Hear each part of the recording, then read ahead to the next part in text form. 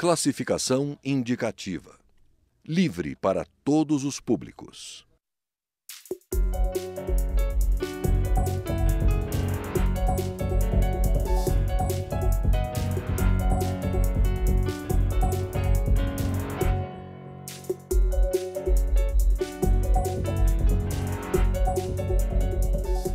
Entre 2003 e 2016, foram realizadas 221 operações especiais de combate à corrupção. Em mais de 2/3 dos casos, os desvios de verbas federais ocorreram nas áreas de educação e saúde. Os dados são do Ministério da Transparência, Fiscalização e Controle, que preparou um levantamento a pedido do presidente interino Michel Temer. Para discutir a corrupção, principalmente nessas duas áreas, o Câmara Debate convidou os deputados Antônio Carlos Mendes Tamer, do PV de São Paulo, e Aliel Machado, da Rede do Paraná. Eu sou Fabiana Mello e o Câmara Debate é um programa da Rádio Câmara e da TV Câmara. Deputados, muito obrigada pela presença aqui no estúdio da TV Câmara. Queria iniciar perguntando aos senhores se surpreende que, em número de ocorrências, não em valores absolutos desviados, os casos de corrupção sejam mais frequentes nessas áreas de educação e saúde. Deputado Mendes Tamer, por favor. Não surpreende. O fato de serem na educação e na saúde não quer dizer nada, não quer dizer que são setores mais sensíveis e por isso são os mais afeitos, mais sujeitos à corrupção. O que causa maior número de acessos às delinquências é o fato de haver mais liberdade, menos transparência, um maior número de caixas pretas. Então, o que acontece na saúde? O que acontece no regime diferenciado de contratações, que vigorou até agora nas obras das Olimpíadas, da Copa do Mundo e em diversos outros setores? Você contrata e acabou. Não tem que dar satisfação para ninguém, é tudo escondido.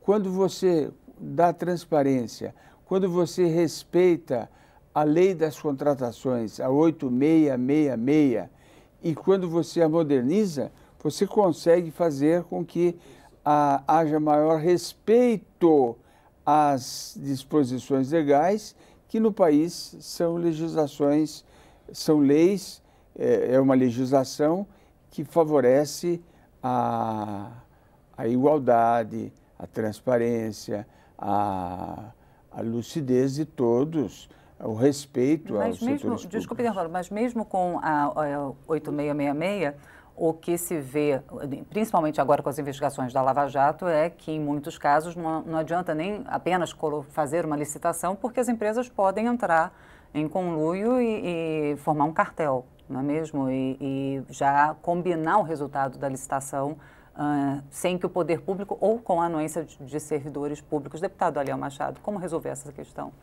Primeiro, uma satisfação estar com vocês, com o deputado Mendes, meu companheiro, meu colega. Eu também não me surpreendo com a questão dos desvios estarem mais ligados a essas duas áreas. Eu acho que são dois pontos que têm que ser destacados para explicar isso. O primeiro ponto, a área da saúde e da educação tem um montante naturalmente, dos gastos do poder público maior.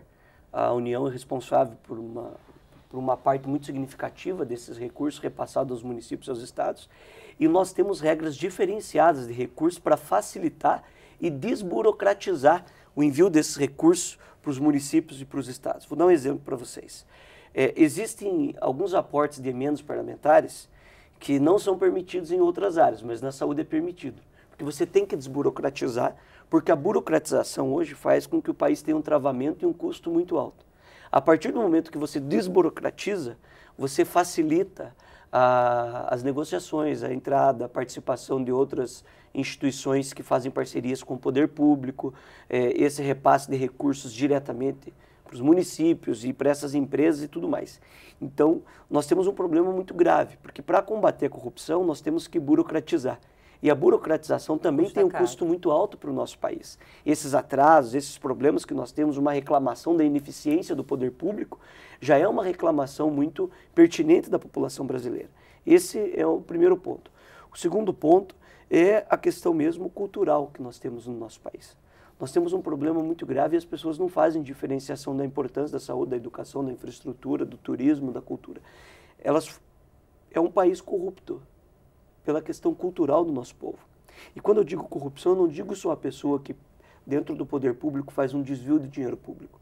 Eu digo aquelas pessoas que naturalmente, no cotidiano da sua vida, muitas vezes, até inconscientemente, cometem atos ilícitos, atos corruptos, e isso vai formando o cidadão brasileiro. Nós temos, para responder a tua pergunta, que trabalhar a médio e longo prazo, expor isso para todas as pessoas, valorizar também as iniciativas positivas que nós temos no nosso país, as pessoas de bem, as instituições sérias, o fortalecimento das instituições de investigação no nosso país. Não se tinha isso antes, nós estamos avançando, se nós estamos tendo acesso a esses dados, não é graças a uma pessoa ou a um partido, isso é graças a uma mobilização da sociedade, a implantação de medidas, como a discussão que nós estamos fazendo aqui na Câmara, da implantação das 10 medidas de combate à corrupção. Essa é uma pauta importantíssima. Nós temos independência, força para implantar isso, e isso vai ajudar a coibir. Agora, a melhor maneira de se ter uma independência, de criar dentro do país uma estabilização onde não haja tantas notícias de corrupção e que a gente melhore essa situação, é o investimento a médio e longo prazo na cultura e na educação.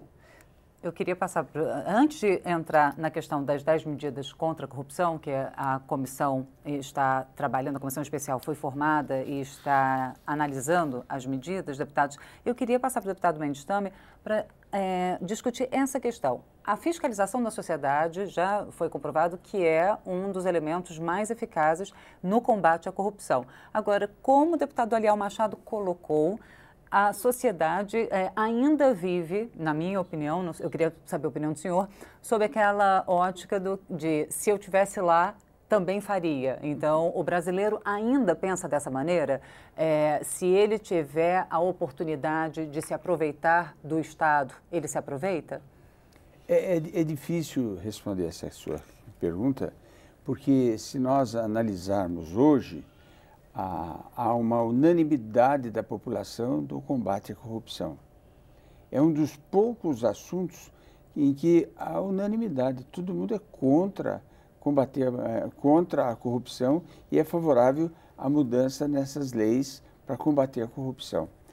Nos países em que houve sucesso, países que já foram no passado muito corruptos e hoje são países transparentes, países que combatem a corrupção, o foco foi simultaneamente em 3 áreas. Primeiro, na legislação. Para se ter uma ideia, hoje a legislação permite tantos recursos que 90 e tantos % dos casos de perdão, em que as pessoas são isentas de qualquer culpa, são por causa de prescrição da pena. Nós temos, nesses últimos 2 anos, 3.000 casos de funcionários públicos que foram apenados, sofreram condenação nos 3 níveis. Só que nós temos mais de 300.000 casos. Dá 1%. 1% é 1%.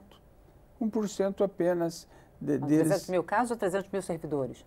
300.000 casos de corrupção investigados nesses anos, nesse mesmo período. E nesses casos, você veja, 90 e tanto por cento, 99% prescreveu. Prescreveu porque você conseguiu jogar tanto para frente, ouvindo tantas testemunhas, tantos artifícios, tantos recursos, que você consegue fazer com que o cliente, se ele conseguir um bom advogado, ele escape. Por isso que as 3 áreas... Eu até queria perguntar para os senhores, se os senhores já ouviram, como eu já ouvi, a lenda de que algumas pessoas até procuram o advogado antes para saber se, hipoteticamente, eu fosse acusado de desviar tanto, quanto tempo eu pegaria, que tipo de pena, né? Ou seja, a consulta prévia para saber se a relação custo-benefício do eventual desvio vale a pena ou não. Os senhores acham que isso é crível? Eu acho que a legislação deve ter 2 focos, um ex ante e um ex post. Um ex ante fazendo com que haja prevenção. é a parte da prevenção da lei. Então, não há essa possibilidade, se eu desviar tanto. Não, ele não tem, não pode ter essa possibilidade. Mas hoje até há. Ainda existem. E a segunda é punir de uma forma exemplar, para que sirva de exemplo, para que a lei tenha o seu duplo aspecto respeitado, de causar a pena, dizer até onde vão os meus direitos, e também um caráter indutivo. Ela assusta as pessoas, ela não precisa fazer nada. Só o fato de existir aquela lei já faz com que eu não cometa aquele crime de delito. E aí vem aquele efeito educacional. As 3 áreas dos países que deram certo. Primeiro, atualizaram a legislação. É o que nós estamos tentando fazer com as 10 medidas. Segundo, o que você acabou de dizer com muita propriedade, fortalecer os órgãos de combate à corrupção. COAF, CGU, AGU, Tribunais de Contas, fortalecer. Há países que são super auditados. Imagina no Brasil, 40% do PIB vai para o Estado, nas 3 esferas, a União, Estados e municípios, quase 40%, 38% do PIB vão para os Estados e não há auditoria. Eu preciso, numa eleição para presidente da República, eu preciso entrar com um pedido de auditoria e ainda correndo o risco de, se não der nada, dizer que você está homologando, está ratificando. Não é possível.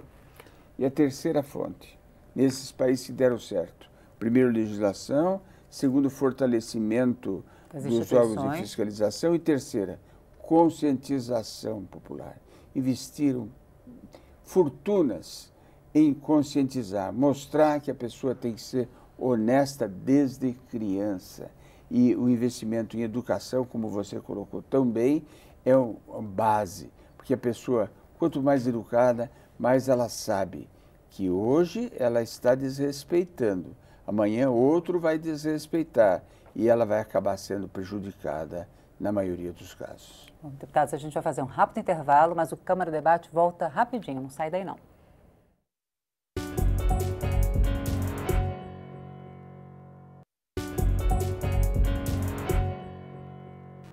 Estamos de volta com o Câmara Debate, que hoje discute a corrupção na saúde e na educação com os deputados Antônio Carlos Mendes Tamer, do PV de São Paulo, e Aliel Machado, da Rede do Paraná. Bom, deputado Aliel Machado, queria então, o deputado Mendes Tamer colocou os 3 pontos que foram a fórmula de sucesso de vários países que enfrentaram o mesmo problema, da legislação, o fortalecimento das instituições e a conscientização da sociedade. A Câmara tem uma comissão especial que estuda as 10 medidas contra a corrupção apresentadas pelo Ministério Público Federal. Na opinião do senhor, todas as 10 medidas, o pacote completo, tem chance de ser aprovado de uma vez ou vai ser como uma reforma política que às vezes é mais pontual? É importante essa pergunta, mas ela não pode ser respondida ainda, porque ela depende do momento político. Isso me preocupa bastante também, porque apesar de ter uma revolta popular para que se resolva as coisas, essa revolta é menos politizada e com mais politicagem. Nós precisamos esquecer partidos. É mais partidarizada, não? Nós precisamos esquecer partidos. Nós precisamos esquecer lado político. Nós temos que pensar num projeto de nação. Nenhum partido político tem no seu estatuto que defenda a corrupção. Nenhum partido político defende no seu estatuto que vai defender bandido. Então, o que a gente precisa fazer, na minha opinião, é mobilizar a sociedade com pautas específicas, sendo que essas pautas específicas podem ajudar a melhorar. Não vão resolver o problema, mas elas vão melhorar, vão combater. E as 10 medidas de combate à corrupção é uma pauta da sociedade. É uma pauta que teve amplo apoio popular, realizada pelo Ministério Público, mas é importante também respeitar as instituições, nós aqui observarmos as regras, o direito de defesa, do contraditório, não entrarmos num estado policialesco.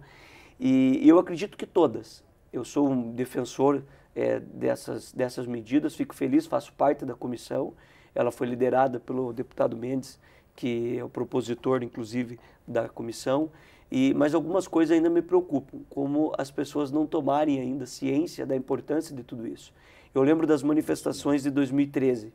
As pessoas saíram nas ruas, mas você não tinha uma pauta específica. Se a sociedade incorporasse as pautas principais nesse momento de pressão política independente de partido, nós já teríamos um avanço muito maior. Nós tivemos algumas pontualidades que foram resolvidas. Como a PEC 37, Como a PEC 37 que eu ia citar, porque a PEC 37 só não passou no Congresso naquela época por causa de a população conseguiu se sensibilizar com aquilo. Mas eu vejo, por exemplo, hoje as pessoas saem nas ruas e não tem uma mobilização no momento da implantação das 10 medidas de combate à corrupção. Se é extremamente grave, isso deveria de ser pauta principal dentro dessa discussão. O governo acaba de retirar a urgência na discussão das medidas que já estavam tramitando na casa desde 2015, muito parecido, inclusive, com as propostas agora pelo Ministério Público, retirou a urgência.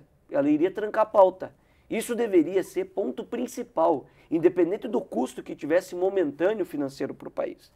Teria que ser a parte principal para criar expectativa boa nas pessoas. Hoje o país tem uma crise financeira, grande parte dela oriunda pela crise política, porque você não tem estabilidade política. Um país que não tem estabilidade política não tem condições de crescer, não tem condições de recuperar seus investimentos, de melhorar.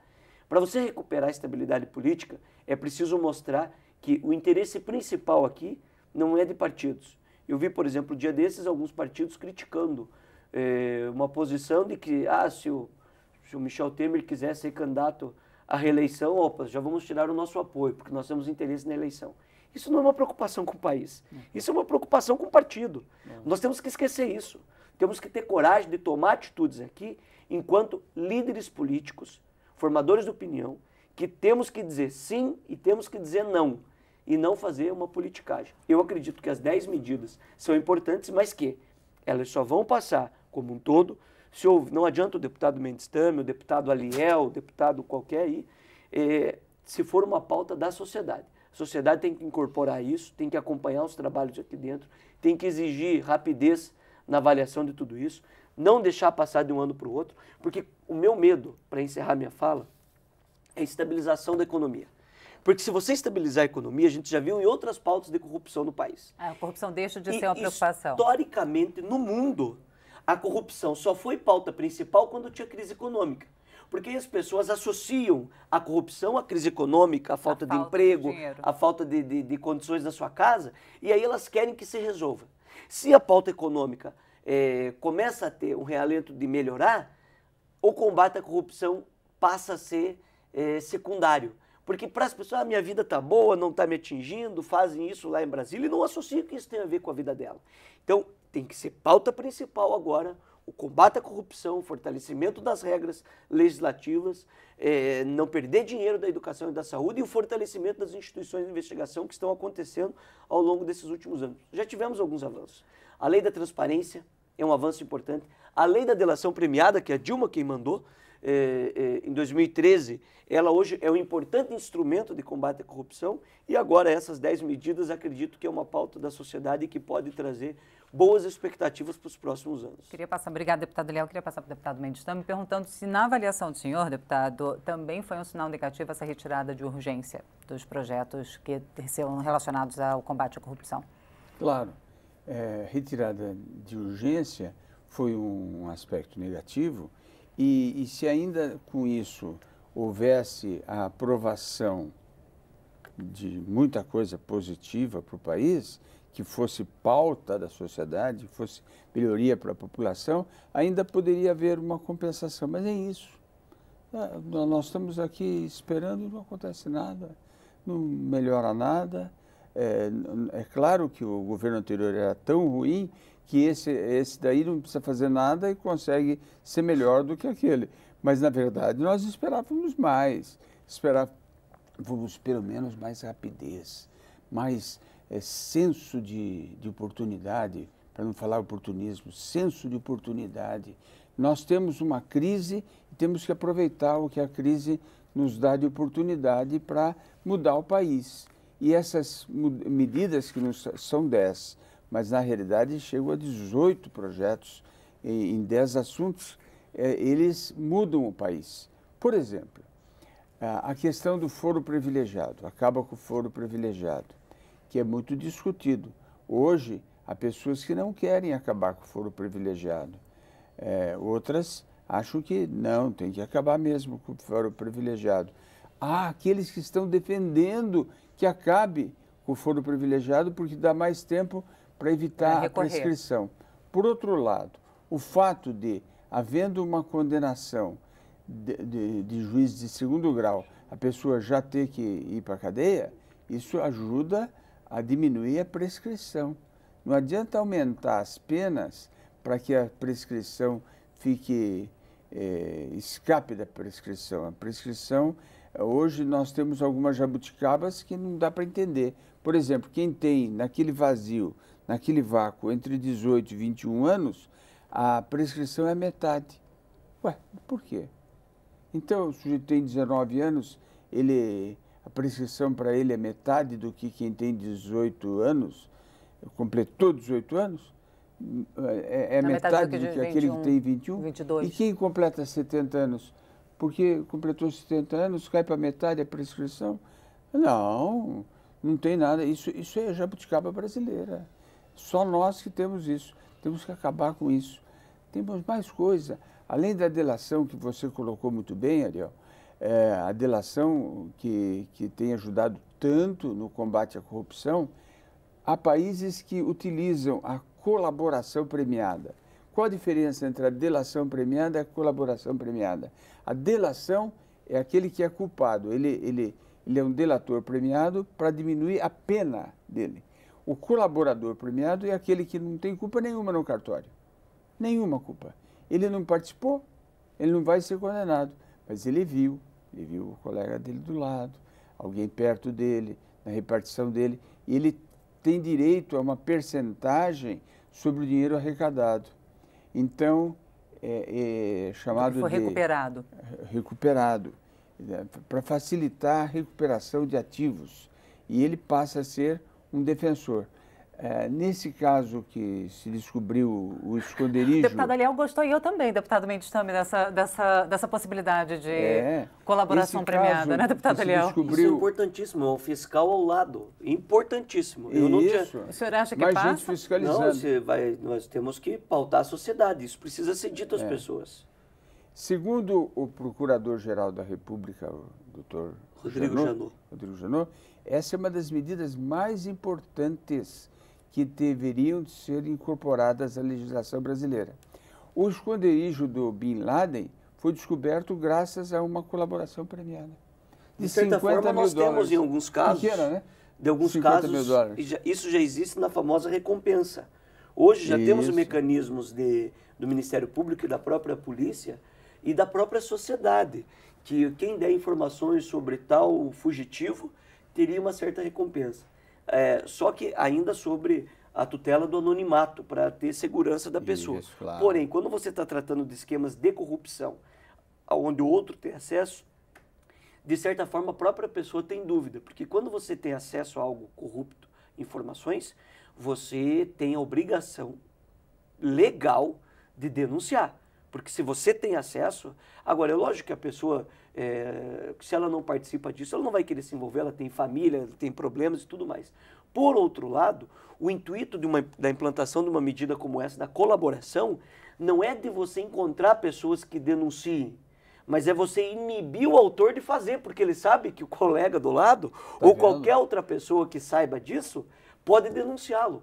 Então, sempre a fiscalização, por exemplo, pelo que eu entendi também, desculpa interromper, só para a gente poder arrematar e encerrar, pelo que o deputado Mendes também falou, eventualmente isso seria para a denúncia, né, até de suspeitas, no caso, porque... Isso, mas eu estou dizendo assim... assim a autoridade pudesse investigar aquele caso. Sim, mas caso. isso já é a fase final. Nós temos que trabalhar com a prevenção. Por que você coloca uma câmera de segurança? A câmera de segurança ela vai ter o intuito de identificar alguém. Mas mais do que isso, o autor não vai cometer o ato, porque você tem uma placa lá dizendo, você está sendo filmado, então ele não vai cometer porque é uma ação que coíbe a ação criminosa. No caso de ter a fiscalização, o intuito não é distribuir dinheiro para quem denunciou ou que haja denúncia. É lógico que isso é o ponto final, mas o autor do crime, do delito, ele vir a não cometer por causa de saber que tem um mecanismo de que alguém pode denunciá-lo. né? Então, é uma questão extremamente importante levantada pelo deputado Mendes e que eu já vou tomar o cuidado de levar a comissão. procurar levar a comissão junto com o deputado. Infelizmente, o deputado Mendes também não pôde estar na presidência porque é o autor. Então, a nossa regra interna, ele não é o presidente da nossa comissão porque ele é o autor do pedido da comissão. Mas a gente está aprendendo bastante aí. Bom, mas deputado, temos lá o Joaquim Passarinho, né? Isso. Que é uma pessoa formidável e que vai conduzir muito bem lá. E eu aguardo os senhores aqui, então, assim que os trabalhos da comissão engrenarem e os senhores tiverem novidades, podem nos procurar para que a gente possa continuar discutindo o assunto, deputados. Infelizmente, hoje o nosso tempo já chegou ao fim, mas eu conversei com os deputados Antônio Carlos Mendes Tame, do PV de São Paulo, e Aliel Machado, Rede Paraná. Obrigada a você que nos acompanhou até agora. Lembrando que você pode acompanhar novamente esta e as outras edições do Câmara Debate na nossa página na internet, no portal da Câmara e também no YouTube, no canal da Câmara dos Deputados. Eu sou Fabiana Mello, espero você em uma próxima ocasião. Até lá!